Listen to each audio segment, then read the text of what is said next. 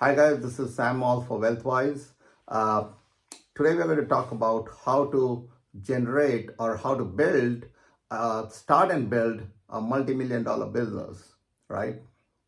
Now, before we do that, I'm going to talk from my personal experience. This is not book knowledge.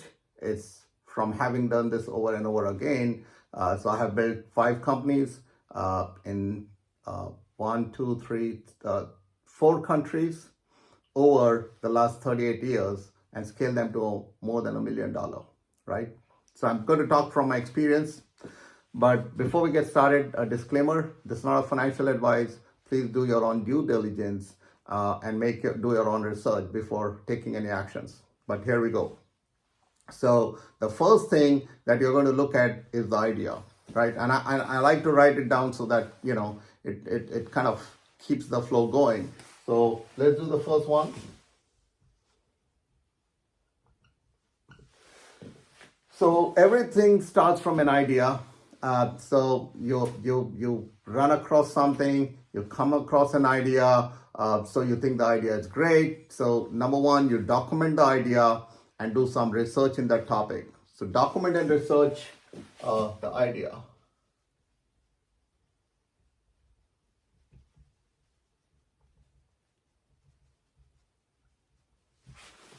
Why am I saying document and research? Because a lot of times we feel we are the only one in the world who has the bright idea. But if you research, you will find there are people who have done that over and over again. So it just doesn't make sense to get into a crowded market, which is already saturated. Now, great, you got an idea, but we will move on to the next idea, which makes more sense because you need to find that unique niche which fulfills a need for the customer, right? So idea is the first one. The second one, once you have a validated idea and you've done some research, you need to test market it.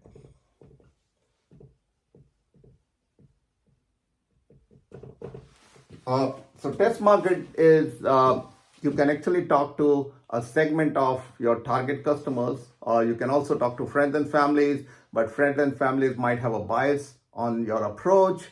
They might say, hey, why don't you try it out? There will be some critics who say, hey, it will never work, though it might work. So it's better to go out to the target segment.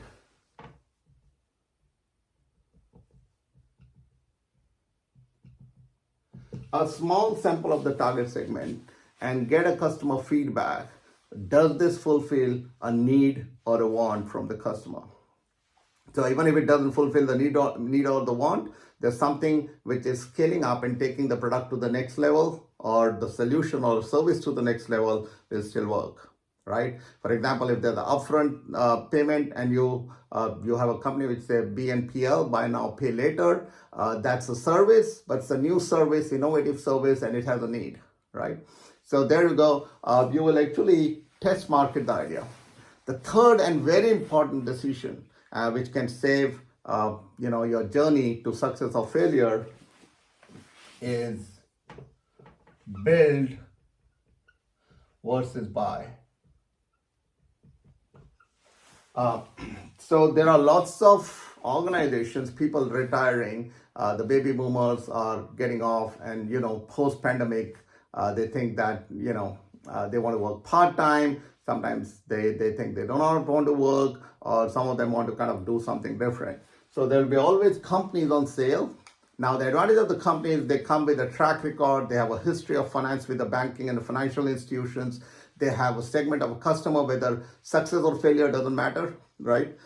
Because even if it's failure, you can write off some of the losses, right? When you get in, and in your first profits, you can write off from the losses, right? So you will make a decision of build versus buy. In another video, I'm going to talk about how to lowball and buy the companies from their own cash flow, right? You do not have to spend anything upfront, maybe a small fraction of it. There are lots of ways to buy companies. However, due diligence, most companies do window dressing of the financial statements, which we call EBITDA, and if there's normalized EBITDA, which is earnings before interest, tax, and depreciation. But we'll kind of talk about that in another video. But if you cannot buy, then the next option is to incorporate or build. So the build in for us would be either a small organization, which is a partnership company, which is a LLC, limited liability corporation, or it could be a S corporation. If I'm a citizen or a permanent resident of US, then I'll make an S corporation, otherwise C corporation. If you're in Canada, there will be either a partnership company or a corporation, right? So I'll decide on build versus buy. What makes sense?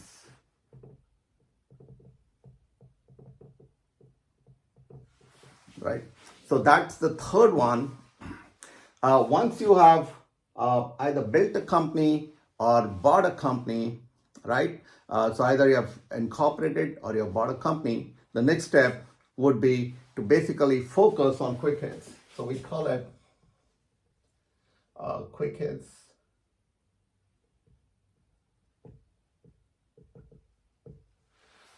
So quick hits are areas which are niche within your business, which have immediate needs.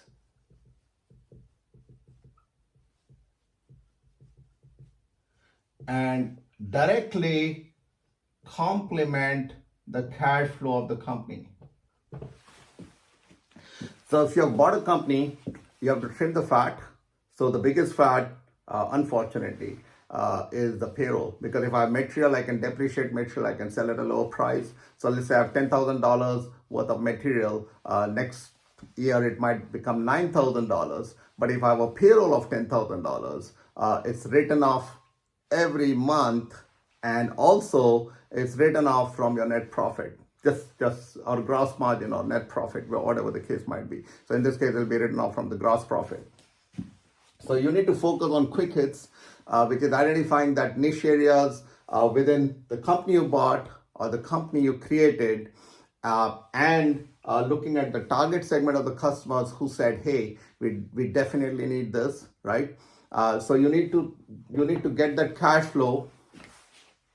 Once you have the cash flow, you need to focus on the marketing aspect or reaching to the target audience, right? There are lots of ways. Social media, the one I'm doing, is one of the ways to reach it. There are lots of other ways to reach the target audience, right? Now, the last one is operate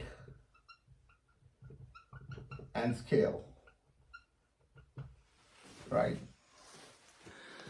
So once you have found the niche which generates your cash flow, you need to operate the company from a broader perspective. Now you've got to look the global market and your target segment, because geographically there might be different need. For example, something is hit in California may not be hit in New York, right? Something is hit in Toronto may not be hit in Vancouver, British Columbia, right? So you want to go out and operate and scale. Now the scaling could be either through internal organic growth, or it could be inorganic growth. You could also get into venture funding, partnerships, line of credits, bill discounting, so on and so forth, right? So scaling is another aspect, and the number one success factor for scaling is build a strong core team, right? So just like you are governed by the friends you keep, your business is governed by the core team that operates the business, right? So whoever sees a strong core team which has synchronization of mind, there might be differences, but ultimately they work together, then that makes a huge difference. So each of these topics can be taken up separately, and I will continue in this journey to explain how do you scale a company, right? How do you identify quick hits within the organizations? Build versus buy. What to look when you're building a company or creating a company, or what to look when you're buying an organization. How do you test market? And idea. So I have innovated some products. I have some trademarks and patents pending. So I'm going to talk about innovation and ideas as well, right? So there you go, guys. So those are the 5 criteria to build and scale or start and scale $1 million business, right? And we'll take some case studies in future. But for now, remember these steps in order, whenever you have an idea, you need to follow through these steps. And I wish you all the best. If there's, anything I can help, please comment and let me know where you'd like me to focus. Thank you, guys. And this is Sam Mall signing off for Wealthwise by Sam Mall.